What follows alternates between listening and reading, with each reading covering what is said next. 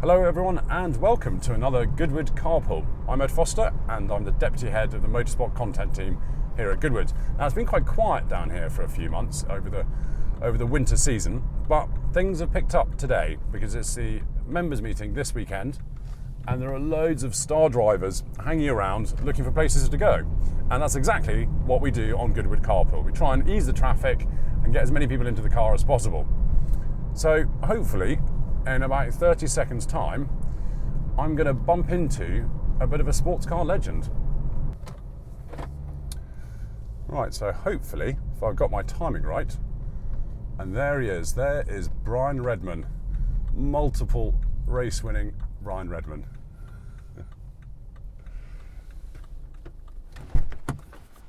Good afternoon, Brian. Heading towards the track? Well, yeah, I will take you there. Thank you. What a lovely surprise to bump into you at the hotel. Well, it is quite a surprise. I suppose I'd better put my seatbelt on. We'll go in past Goodwood House first. So you're here for the members meeting? Yes, it's my first time for the members meeting, and it's primarily because they're featuring Formula 5000, which was really my big thing in the United States in 73, 74, 75 and 76. Yeah. What a wonderful period of racing though, because those cars, I don't want to say they were a cheap man's Formula 1 car, but they were so wonderful to watch and so dramatic. I mean, quite hairy to drive now, because you had so much power and they weren't agricultural, but they're very simple compared to the Formula 1 cars. Mm-hmm. Yes, I mean, there's not a lot of downforce, although you have a lot of tyre. You know, the rear tyres are big. You have a wing, you have small wings at the front. But because of that relative lack of downforce, they were great to drive, you know, and would slide quite easily. Yeah. Even in fourth gear and third, never mind second, you know, of course the high power coming out of a tight turn would easily slide you out, but you could actually more or less drift them on occasion. Not too much because of the wide tyres. There was a bit too much grip for that, but basically great cars. Yeah. Now, we're going up the Festival of Speed hill climb at the moment, rather more sedately than you're probably used to. But what have you driven up here? Because you've driven loads of stuff, haven't you? Yes, well, I've done every Festival of Speed and every revival except the 9/11 when the airplanes crashed into the buildings in New York. Yeah. When they cancelled all flights, and so I've driven pretty well a lot of different cars up here, including Dan Gurney's Eagle Formula 1 car, the Spa-winning car, the famous car, and the Porsches of various types, including the 917-30, the 1,000 horsepower car that belongs to the museum, the 917-10, the 917 PA, which was Jo Siffert's first Can-Am car in 1969, when Porsche were dipping their toes in the water of Can-Am, although it only had a 4.5 litre engine, not a 5 litre, which was the capacity for the class at the time, and it did very well. And Joe was a great driver, and he finished well up in the championship in spite of only doing a few races. So that car is non-turbocharged, 4.5 litre, with about 500 horsepower. The 917-30 must be quite an interesting car to drive up here. It is, because you've got tremendous throttle lag. Oh, really? And so timing, when you want the power to come in, is awkward. Yeah. And I was the only driver, other than Mark Donoghue, to race the Penske 917-30 at Mid-Ohio in America in 1974. What was it like to race? Because I mean, it has. I mean, it's so powerful and kind of the most extreme 917. Was it as kind of difficult and hairy as everyone says it was, or was it? Well, I don't think that it really was, except for the throttle lag, because normal racing cars, you partially control them with the throttle, and you could not with the 917-10 or the 917-30, the turbo cars, because you'd so much throttle lag. So you've got to calculate when you want the 1,000 horsepower to come in. Needless to say, you want it to be in a straight line. I mean, it's a lot of horsepower to want to come in, isn't it? Yes. So what I was quite keen to do is sort of rewind right back to when you first got into motorsport, and you were a mop salesman, weren't you? Well, and I said you had a Morris Minor Traveller, Well, I was a mop manufacturer as well as the salesman. As well as the salesman, right. It was me and two men who made the mops. But where did the love of motorsport come from? Because you went off and you just did a race in the Morris Minor Traveller, didn't you? Yes, Rougheth in Easter Monday of 1959. I thought I'd better get off the road because I was driving like a raving lunatic on the road. You know, if somebody passed me whilst I'm delivering my mops down in Birmingham, say, I would drive 20 miles out of my way to get past again. I had a supercharger on it. It had about the same performance as an MGA. Really? Not quite the same as a Porsche 917-30. Amazing. But so where do you think, I mean, obviously you were driving quite fast on the roads, but was the motorsport in your family or in your blood, or? Not really, although my grandfather on my mother's side was a keen enthusiast. And before the war, he had a 328 BMW, Fraser Nash BMW as it was called then. And after the war, and later on he got a Bristol 400 and a Bristol 401, an Aston Martin DB24. And when he died at age 72, he was driving an MGA. Really? So he was the one who was, if anything, but he never saw me race, of course. And when I first passed my driving test, we were going to East Yorkshire where he had some family friends in his TR2 at that time. And we're on this narrow country road, and when he got excited he'd start breathing heavily, going like this, and so we get up to 50, we're doing 50 and he goes like this, 60, 70, 80, 90, by this time I'm getting very nervous. 100, he shouted, "That's it, fastest I've ever gone on this road." So I guess it came from him. So there's definitely competitive spirit in the family now. Yes. Now, am I right in thinking that you removed the windscreen and the back doors of the Traveller to sort what could be classed as an aerodynamic problem? Yes, that was about my third race at Thornaby-on-Tees, another of these well-known northern racing circuits. And I took the rear doors off, the seats out and the windshield out, thinking it would help, the weight and the aerodynamics. And it would do, wouldn't it? Well, it would, of course. In those days, the meetings were one-day meetings. So I get there at 8 o'clock on Sunday morning, and the Scottish scrutineer takes one look at it. He says, "Take it away, laddie." He said, "Put the doors back on, the window sealed back in, and the seats back in." I said, "I can't." I said, "They're 100 miles away in Burnley."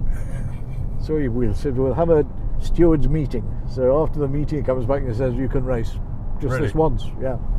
But it broke down as usual. And a friend from Burnley, Harry Brierley, towed me back home in pouring rain, in the dark, with no windshield, and I'm wearing a raincoat the wrong way round. And behind his Austin Healey 3000, and we're doing 60 and 70 miles an hour. Oh. Talk about, keep death off the road. We were it. Amazing. But it's because you ended up driving an E-Type at Oulton.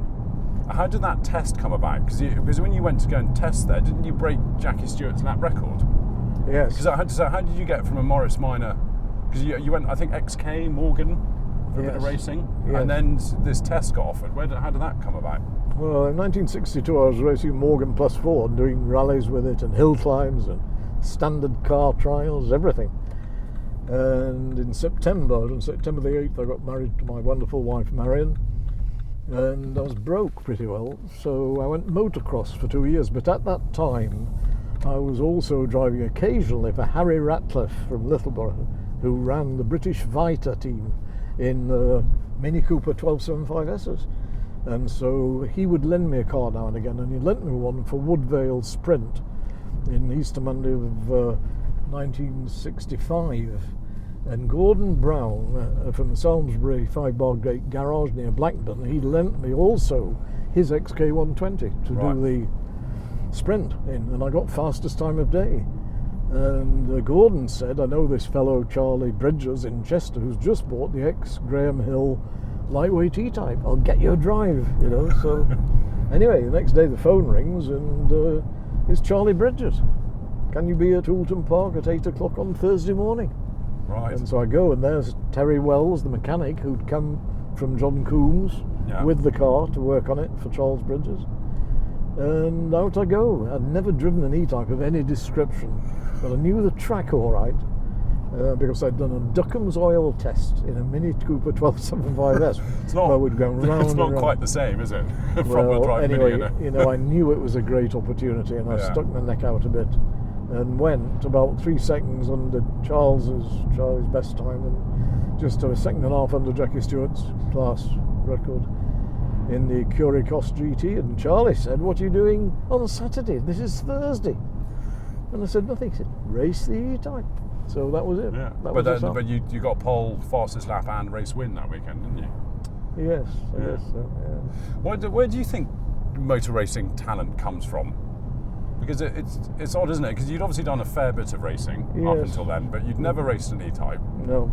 And speaking from very personal experience, I can drive round a circuit lap after lap after lap, but I will never ever be as fast as you professionals. And I don't know where do you think it comes from? I don't really know. I think it's partially a question of balance and feel, of course, of where the limit is, because you're always driving as close to or just over the limit, but without actually crashing, which is the problem. Yeah. What's that phrase that Sterling Moss always is if everything is under control, then you're not going fast enough. Yes, kind of. Yeah. Yes.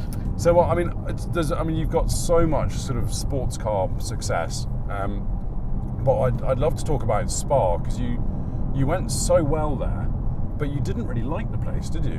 When it was so dangerous. I was basically fairly terrified of it, because especially in a car like the 917, which was inherently weak, and if you hit something hard enough, they broke in half across the cockpit. And so when you went to Spa in one, I thought, the night before the race, I'd lie awake all night, perspiration dripping down my head, thinking, tomorrow I'm dead. I did. I told David Hobbs that one time a few years ago. He said, "You what?" I said, "Yeah, I thought this is it. This is the end." And he said, "If I thought that, I would never have raced." Yeah, well, I was going to ask. It was going to be my next question. Why did you do it when it was, when you had that kind of? I don't really know. Strange, isn't it? Yeah. Perhaps I should see a psychologist. I think they probably find it very interesting. Yeah. But I mean, Spa, it still is a wonderful track. If you put the dangers aside, it must have been, the old Spa must have been a really exciting place to drive. Well, it was so fast, and especially in the sort of 66, 67, when I raced Peter Sutcliffe's GT40. I mean, the first time at Spa in 66, I could not believe it, because I was racing a Lolo T70 Mark II Can-Am car for Charles Bridges and Red Rose Motors. And so when I went to Spa with Peter, I could not believe how fast we were going. I nearly retired from racing on the Friday because I just thought, I can't do it. This is Really? It. Yeah. It's amazing, but once you were in the car, Yes. you were obviously okay, I guess. Yeah, you forget all that stuff. Yeah. Now, there was an incident. Was it at Spa when you were following? I can't remember who it was, but you realised you needed to slow because you saw the umbrellas change. When was that? 72. 72, yeah, because that was Ferrari, later on. yeah. And it was Peterson, wasn't it? Yes. Who you were following, or he was behind you? No, he was following me. You. He was catching me. Yeah, he was catching you. That's it. Yes. But you'd obviously, you saw the crowd change or something? Yes, I saw a movement in the crowd, which, you're always looking out for anything that's unusual, whether it's a patch of oil on the road or a stone in the road or somebody's starter that's fallen off in the road, which I've had happen. So an unusual movement in the crowd means either rain or there's been an incident beyond the corner that hasn't been flagged, and I've had that happen several times as well. And also it was the corner where I had a very bad accident in 68 in the Cooper BRM when the suspension broke, and I had a Lee Coombe at the top of the hill, where now you go right, but in those days you went left down to Burneville and the Master Straight and Stavelot and so on. And so yes, and it was partially because at that corner Lee Coombe, after the accident, I always took what wasn't really the best line, but it was a line which would give me more time to act if something happened. And this is what happened. I came whistling in, and I'm under pressure because Peterson's not far behind and closing up. And I saw all this movement and I immediately started braking. And because I wasn't on the normal line and had given myself extra room, I just got round the corner. It had rained and there was no sign of it on the road. You couldn't see anything. Really? Because Ronnie arrived and does a very fair imitation of a slot car as he got on the barrier like this and he went round the corner on the barrier. Blimey.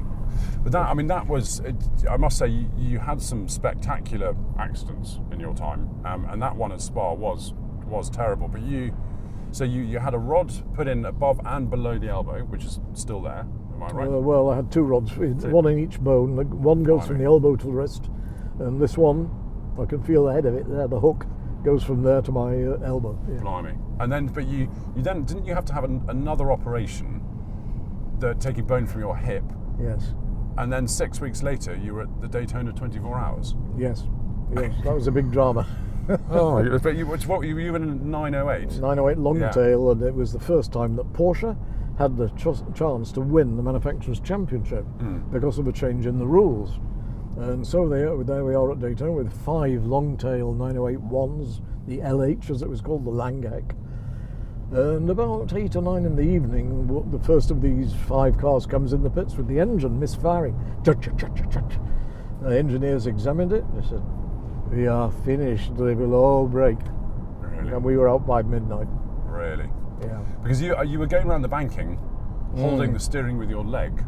I was holding the wheel with one hand like this, and bracing this elbow with my knee to hold it steady. And this hand with the bad arm, I was resting it on the wheel just in case something went wrong and I had to use it. Blimey. But hoping that I didn't. But Porsche never knew, did they? No, I know. No. So when did Porsche actually find out whether? They never found out. Oh, really? Right. Oh, well, hello, Porsche. Unless they read my book. Right. Of course, because the book it is absolutely brilliant. It's so full of good stories. How long have you been working on the book? 2 years, about. 2 years. Yes. And it's for anyone watching, it is a brilliant read. There's the most incredible stories, and for someone my age, it's amazing what you drivers went through. And that must have been part of. Was that part of your first retirement in '70? Was yes. just the sheer number of deaths? Yes, and of course, I hated, I didn't understand the apartheid in South Africa, it was in Johannesburg, and I came back for only 4 months, so it was a massive change. We moved everything, all the household furniture, my car, shipped it all to Johannesburg, and 4 months later shipped it all back again. Yeah, because being in a BMW, it's obviously selected, because I think wasn't a BMW dealership? It was. There you go. And obviously, there's a better link of racing BMWs. Yeah. But I mean, what I find amazing is how, as drivers, you manage to kind of switch off from the dangers. But you're not obviously the night before racing at Spa. But what was it that made you keep going? Well, I felt that it was some unknown entity trying to stop me racing. That was why I went back each time. Also, interestingly, I'd discovered that even though I had these 3 very bad accidents, the first one with my arm, I was conscious throughout. The second one, the fire on the Targa Florio, where I was doing a very good imitation of Joan of Arc, I was on fire from head to foot and blind, soaked in fuel. And the third one in Canada, when I broke my neck and everything, I was knocked out. So I knew that in extreme situations like that, you don't feel anything at the time. Really? So why not carry on? What is there to fear? But because just that Targa Florio accident, you came back from South Africa, and wasn't your first race back from retirement, the Targa? Well, no, I raced a McLaren 18 for Sid Taylor, but it was the first big sports car race. Yes. And the car, was it Rodriguez who had a bit of a bump in praxis?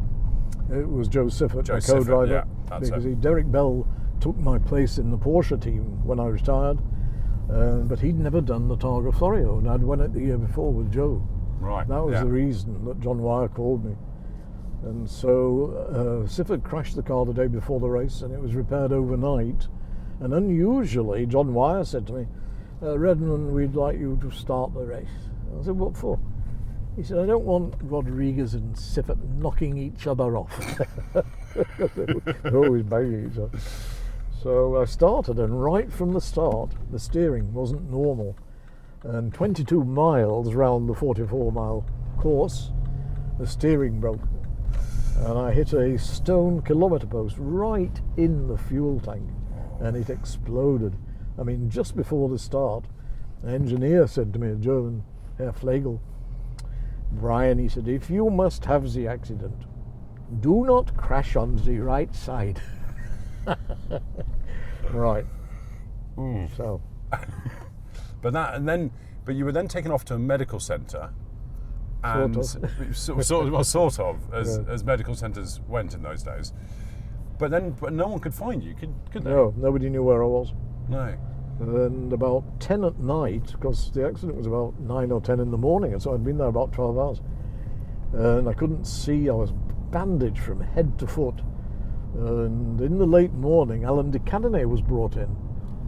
His front suspension had broken on his lower on the straight at probably 160 miles an hour. And he'd had a huge accident in which he was very lucky to escape, because a spectator, he was knocked out, a spectator had pulled him out of the car, which caught fire and was burnt out.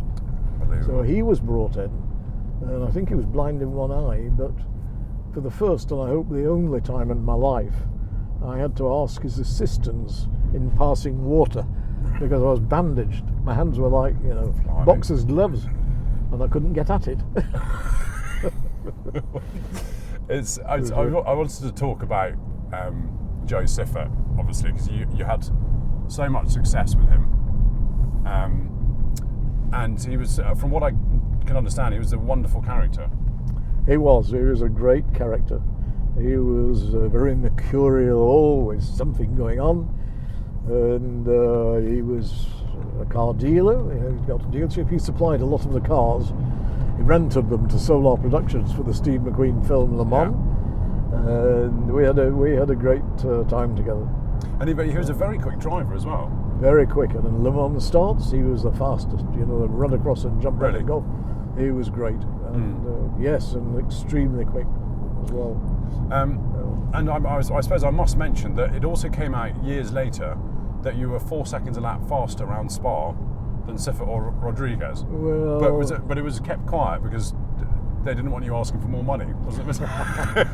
Yeah, well, there's some truth in it. I don't think it was in a book, in John Horseman's book, but I don't think it was entirely accurate. But it was accurate because we were never given lap times. Really? No, I mean, it's unbelievable, isn't it, under today's conditions where everybody looks at everything, minutely examining the braking point, the acceleration, the cornering, etc., etc. We never looked at anything, and we were never told what the lap times were. Amazing. And it is true. I mean, that when I said to John Horseman, well, why didn't you tell me about it? And he said, Brian, we couldn't possibly tell you. You'd have asked for more money. More money being, I was paid $1,000 for Le Mans, Daytona and Sebring, and $750 a race for all the other races. That's driving the GT40 in 68 with John Wyer, the factory Porsche 908 long and short tails in 69, and the 917 and 908-3 in 1970. It was the same money each year. Nothing, in other words. Amazing. But you lived through such an amazing era of sports car racing. And when you speak to a motorsport fan and you ask about great sports cars, there's GT40, the 917, 908, and you race them all in period. Do you often think, I'm really glad I was born when I was, because you got to race those cars in period? And obviously it had a huge downsides with the danger and the safety of it. But what a wonderful period of racing. Well, now you ask me, it's the first time I've thought about it. Oh, right. I never I've asked thought the question that no one else has. No, I never thought. I mean, all I thought was earning a living, and staying alive. Those were my main thoughts. I didn't bother particularly about how much I earned. I never argued about money. With Carl Haas for 4 years in America, we never argued. It was some fairly small amount, $5,000 a race. plus 45% of the prize money. 10% went to the mechanics, and Carl and I split the balance. Blimey. But do you think looking at the modern sports cars, the hybrids, LMP1 machines, do they interest you at all? Well, I think they're incredible technical, advantages and fantastic. The downforce, the electronics is all unbelievable. But I don't know that it makes the actual racing any better. Yeah. You look at this, the cost of everything. I mean, in 1971, at the end of 71, I'd come back from Johannesburg, had a poor drive in the McLaren M18 5000 car with Sid Taylor, and the one-off drive in the Porsche on the Targa Florio and been badly injured. Now things aren't looking too good.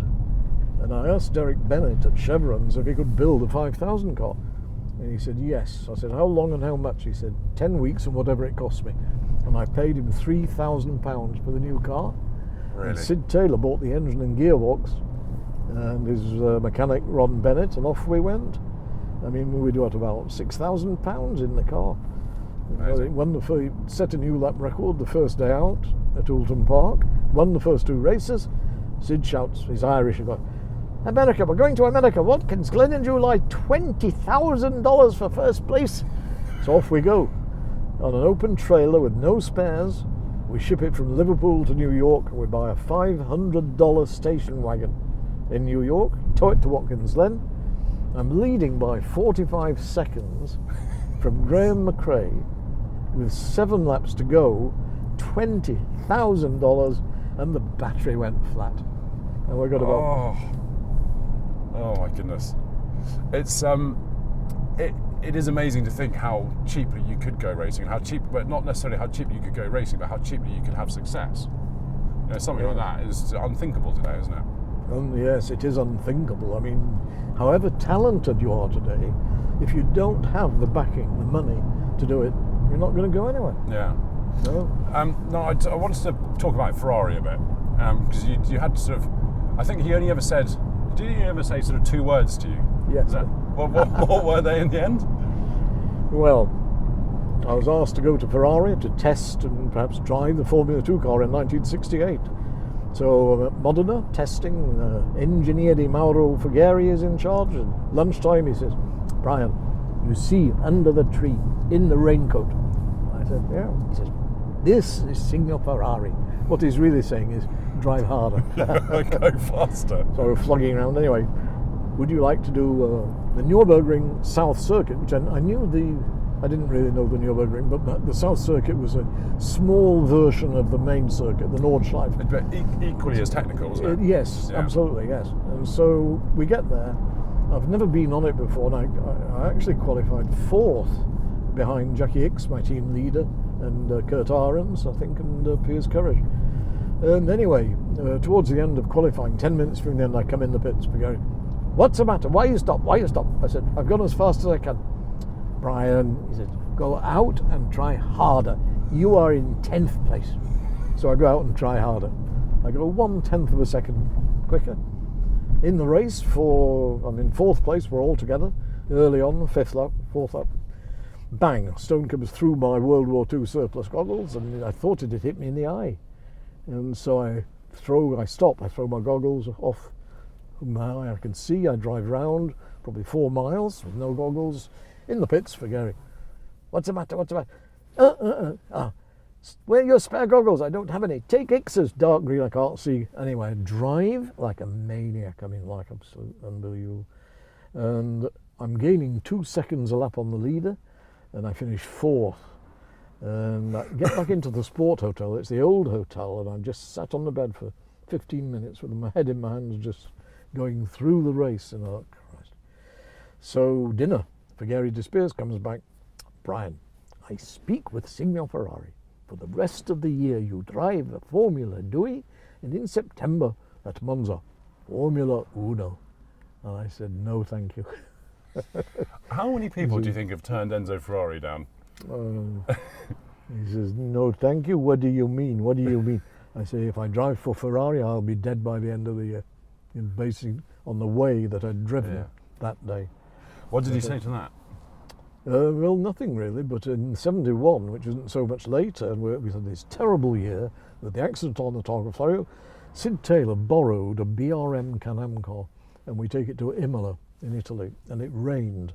And the BRM was great in the rain. It was a Tony Southgate design. All his cars were good in the rain, softish, and I lapped the field, including a factory Ferrari. And Ferrari came up to me. Brian, what are you doing next year? So 2 great years with Ferrari, but in the Enzo Ferrari thing, this was '68 when we'd been testing at Modena, and we'd gone to Maranello for lunch, and there were probably 40 executives and managers in the dining room, and he's at the opposite end, and he stands up, and he's quite tall, and he comes walking towards me, and on one side, slightly behind, is Ingegnere Foghieri, and on the other side, Giacomo Calieri, public relations for Ferrari. And he stops in front of me, and I look up, and I'm just lifting my hand, to shake hands, and he shoots out his right hand, like this, grabs me by the cheek, he shakes me like this, shake, and then he spoke the only 2 words that ever passed between us. Nice boy. Oh, amazing. But didn't Forghieri say, Brian, you're the only person who will ever get asked twice by Ferrari? Yes, but I'm sure there must have been some others as well.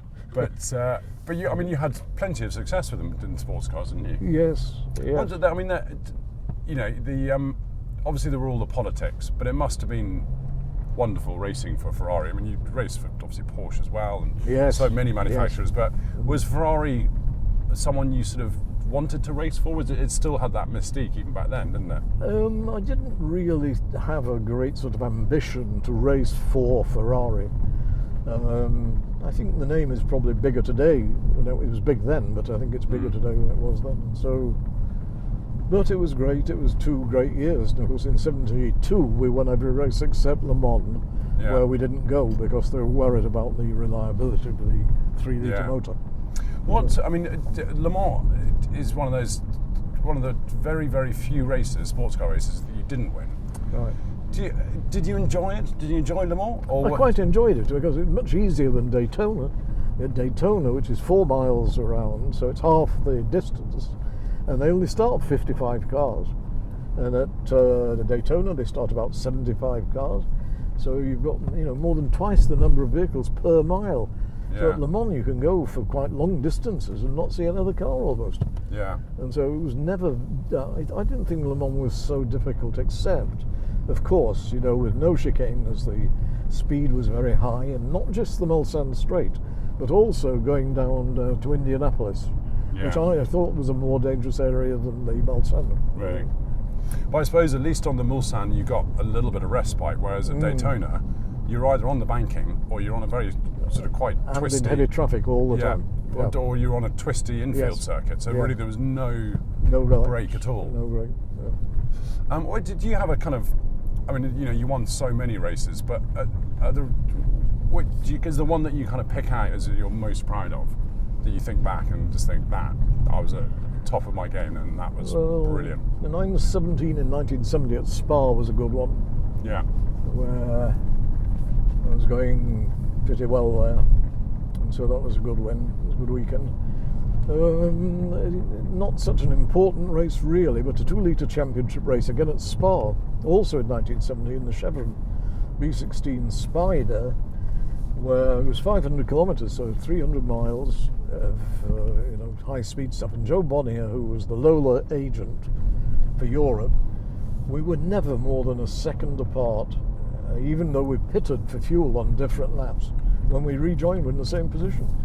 And I'd got the previous year, 1969, in the long-tail Porsche, when we'd won with Jo Siffert, I got fastest lap. Well, in that B16 Spider, which only had a 1.8 litre Cosworth FVC, went 3 seconds faster than I'd gone in this long-tail Porsche 908 that did 200 miles an hour. Chevron only did it 160 because the road holding was so good. Yeah. But anyway, on the next to last lap, I couldn't get first gear at the La Source, at the hairpin. And Joe pulled out several car lengths, and on that lap, that's when I set the new record lap. I got past him, and so round Stavelot, I had what looked like a reasonable lead, and now we're on the last lap. I've got 5 or 6 car lengths lead on him. Now, as we come up the back straight, I looked in the mirror, and there he is, closing on me. I couldn't believe it. And looking back, I think he probably had a 2-litre engine he'd been playing with me, during the race. Right. I think. The only man who would know that is Heine Marder, his engine builder. Anyway, he comes past me, and typical Joe, when he got halfway past, he'd just cut you off like that, and I think that's what killed him at Le Mans. Yeah. And so you either back off or you hit. So I backed off. Now we're coming to last source, the last corner of the last lap, and he's on the inside quite right. And we pass. I'd been catching him on braking there. Now I feel, I can't brake. I'm not going to make it. So I went straight up the escape road, locking the wheels, and he'd turned. And so when I turned, when I felt I could turn, I looked expecting to see Joe taking the checkered flag, and he'd spun. And we won. And Chevron won the championship by 1 point. Brilliant. Over Lowland. Also, absolutely brilliant. A fantastic race in the Mossport, Canada, in the Formula 5000 race against Mario Andretti in 1975. He lowered his rear wing for more straight line speed up that long hill, and I saw it, and I said to Jim Hall before the race, "Do you think, look at that?" He said, "You want to do the same?" And I decided not to. Well, the result was I lost 6 or 7 car lengths in every lap going up the straight, but I could be back with him again, even by turn 1. Really? And we lapped the field, including some very good drivers and cars, and I finished half a second behind him, and I couldn't have driven any harder, so to me, although I didn't win, it was a good drive. Yeah. A very satisfying drive. You mentioned, we were talking earlier about the Dino 166 at the Nürburgring, and being 2 seconds a lap faster than the leaders. And do you think there was an article in Motorsport magazine a while back about that sort of getting into that mental space where Senna said that someone else was driving, or so driving your subconscious. Do you think there's any truth to that, or when you found another level? Yes, but it was a level that I didn't wish to explore. Really? Anymore. But you found it reasonably often then? No, I don't think so. No. Really? It wasn't very often that I got to that, driving automatically almost, without any thought whatsoever. Yeah. Just on reaction. Really? It's... So the Nürburgring, do you think that was probably on that one occasion when that did happen? Yes, I mean, sometimes if you've been in 2nd or 3rd place and there's a chance to win at the end by driving like that, I probably did that sometimes as well, but not all through the race. Yeah. So interesting, I was talking to someone about this who's sort of a lot more qualified than I am, and he said that your subconscious works something like 10 times faster than your conscious. Oh. And that's why racing drivers are, when you start driving in your subconscious, then you can do things without thinking about them.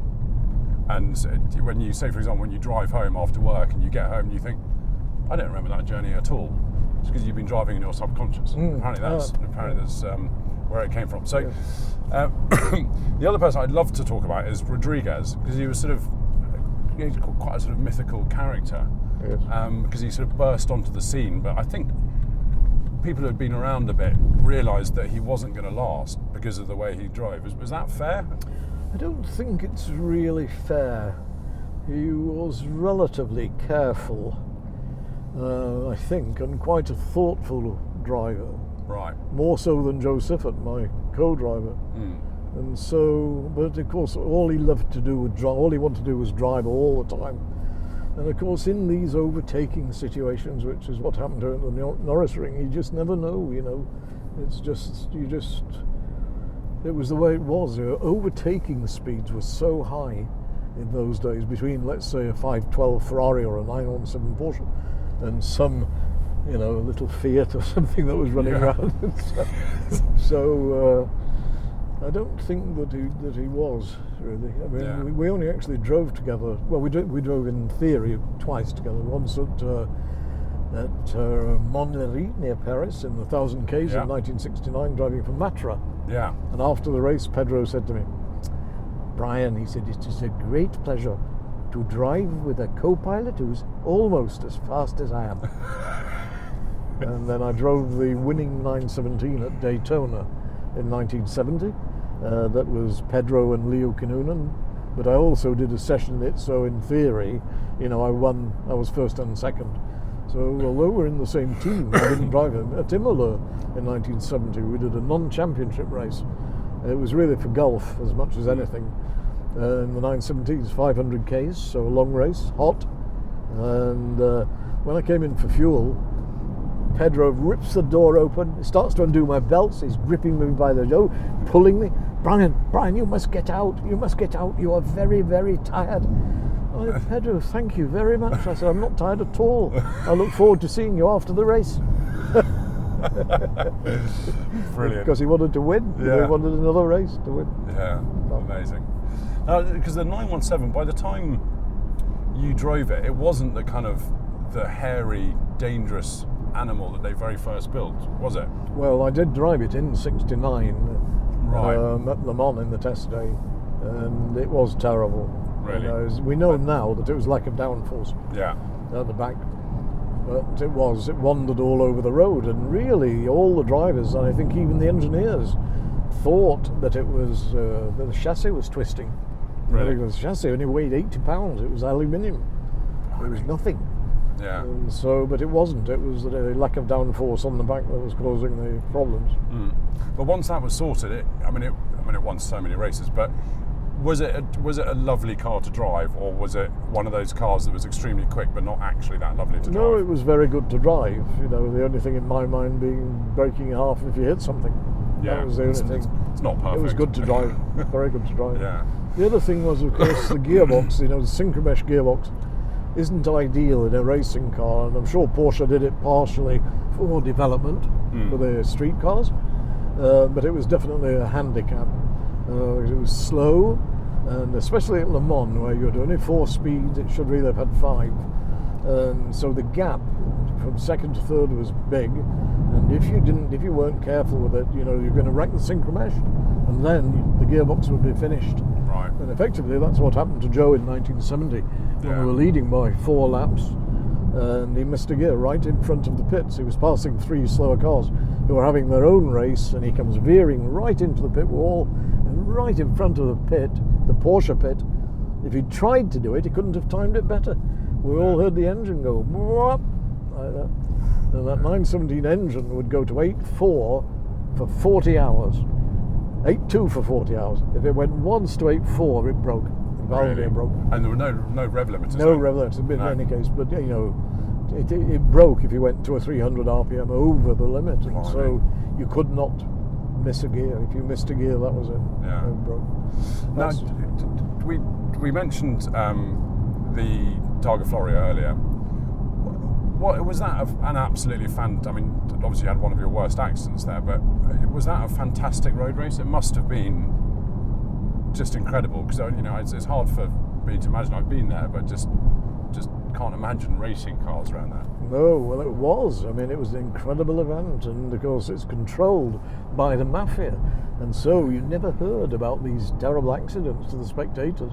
Yeah. Spectators were killed during the event, and you never heard of it. It was only into the mid-70s when there was more publication, there was more information, that it was actually stopped because of that. When I was in this makeshift hospital in Termini Imerese with Alain de Cadenet, a boy was brought in who'd been hit by a car who was dying, and his mother was there. There was no doctor or anything, and the screen. I won't bore you with it all, but it was a terrible scene, and so yes, it was a fantastic, glamorous race. And today, almost every day, I get an email from somebody in Sicily, really? Talking about or sending me a photograph of something. Yes, even today. But I think that is for me when I go to a motor race, that's part of it. It's having a crowd that's really enthusiastic. Did that make a difference as a driver? When you had a huge crowd, an Italian crowd lining the Targa Florio, or all the spectators at Le Mans, that must have made a difference to the sense of occasion and things, didn't it? Yes, I think it did. Although when we won with the Porsche in 1970, there was a huge crowd at the finish, and there was not one sound, no clapping and cheering among. Normally, as you come into Victory Circle, at any race, there's a bit of a crowd there. They're all cheering and clapping. Deadly silence. Really brilliant. I love the Italians for that. That's great, isn't it? Absolutely marvellous. Yeah. Just deathly silence. You sort of creep away in a small wave. Well, of course, although it was a great win, it wasn't for me a great drive as such, because I caught Nino Vaccarella on my first lap out, and so you mustn't pass the local hero. He wouldn't. There was no way I was going to pass. I tried to pass him 3 times, and each time he was going to push me off the road. So I deliberately sat behind him for 2 laps, 100 miles almost, waiting for the pit stop. I knew would be faster than the pit stop, so it's not very glamorous. I probably shouldn't even be talking about it. Did you, looking back, do you think more fondly on your great drives or your great wins? I think the drives, because some of the great wins weren't really great drives, as such. I mean, it quite often happens that you'll be winning, everything goes well, nothing goes wrong, and you're the winner. Yeah. And but at other times, finishing second or third or somewhere like that, but with a really great drive, as I mentioned earlier, with Mario Andretti, what was then Mossport. Oh, and in the pre-race ceremonies, first of all, the race was delayed an hour and a half because they were cleaning up all the broken beer bottles from the track, for the celebrations on a Saturday night. So we're going round on the back of this open convertible, and Mario and I were the last one in a line of these convertibles going around the track. And we turned past turn 3, and there, lying in the road, is a stark naked man and woman in the road, on the track. So as we go past, we go like this, And then Mario shouts to our driver, "Hey, just back up." So we back up, and we're looking down at these two. They're fast asleep. Mario shouts, "Hey, hey!" Not a sound, nothing. "Hey, hey!" And this guy opens one eye, like this. And Mario shouts, "What time's the race start?" And this guy goes, "What race?"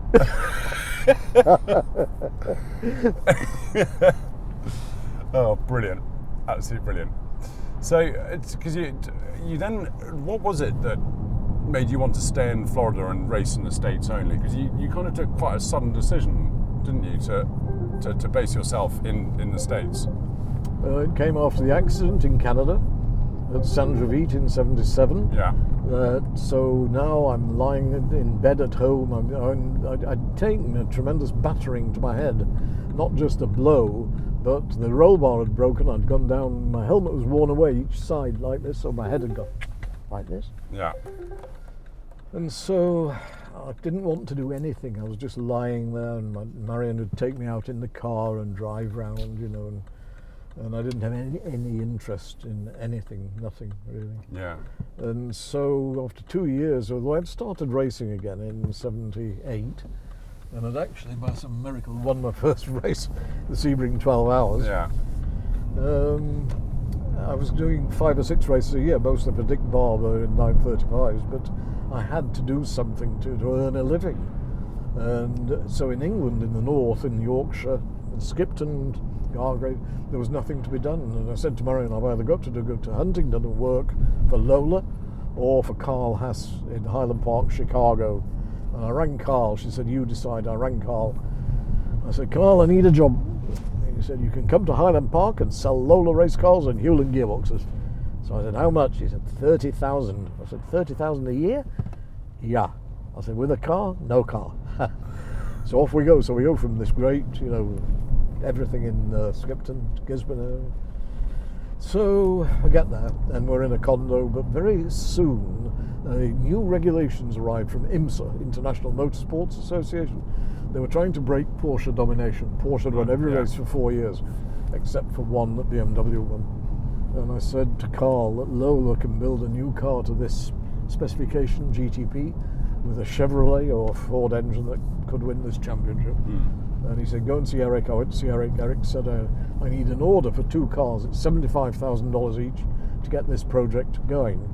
I went back to Carl, fully convinced that as the Lola agent, he would order the cars. He said, I'm not ordering them. I said, well, you find somebody to order those first 2 cars and I'll give them a share of the profit. So I found Ralph Cook and Roy Woods, 2 American enthusiasts and racers, and it happened. And of course the first race was May the 3rd, 1981 at Laguna Seca, and everybody was there. Ralph Cook, Roy Woods, Carl Haas, Eric Broadley, and Carl takes his cigar out of his mouth on Saturday night. I'd qualified 5th, by the way, but I knew I was okay because the Porsche 935 turbos, they could qualify with 800 horsepower by turning the boost up. They couldn't do it for the race. They ran about 700 for the race. And so I'm not really too concerned. But anyway, Carl says to me, if Lola cars don't win this race tomorrow, they're going bankrupt. What? So anyway, off the race goes. About the 5th lap, my car starts weaving, going into a high-speed left-hand turn, turn 1, in top gear, and that's either a loose wheel or a tyre. And it's a 1-hour race. I know that if we stop, we've had it. So I keep going. Well, it's doing the same thing every lap. I come in, whap, like this. Keep going, 12th lap. It's okay. It's all right. It's all right. And I win the race. I take the lead from John Paul Jr. in his Porsche Turbo. A few laps from the end, win the race. Carl got about orders for 6 new cars. And the next morning, the car's up on jack stands in Bob Garrettson's workshop. The rear doors are off, and Eric Broadley, I'm there with Eric, and I look at the left rear wheel, and I said, look at that, Eric. And Eric bends down, and then he stands up, takes his glasses off, and polishes them. He said, well, Brian, that's what's supposed to happen, but I've never actually seen it. And the left rear wheel nut had come loose. It had broken the spring steel safety clip, which is there. That had gone and wound itself back on again. Really? That's amazing. It is amazing. Absolutely amazing, isn't it? Yeah. Now, we're almost at the end. We're about to pull into the circuit just up here, but there was somewhere I read that when you had your accident at Spa, and I think the doctor said to you, I think that we might have to remove your arm. Didn't he catch you laughing? Yes. Yes. Why? Well, when he got me on the table, he's dressed in green, masked and gowned, Professor Ferdinand Orban, and this is the University of Liège Teaching Hospital, and he'd been a Winston Churchill aide in World War II. Really? Yeah, so he had a bit of experience. So when he said, Monsieur Edmond, it may not be possible to save his arm, I smiled. I said, thank you, Professor. Why are you smiling? Because I'm here. Arm or not. Brilliant. Yeah. Brilliant. Well, Brian, we're all very lucky that you are here. It's an amazing 45 minutes of stories. And we are now finally at the circuit. But thank you so much for spending all that time with me and sharing all those wonderful stories. Thank you. I can do another 45 minutes. Great. Okay. Well, I'll tell you what. We'll just go round and around the circuit, shall we? But thank you very much. That's brilliant. Thank you. It was good. Yeah, that's brilliant.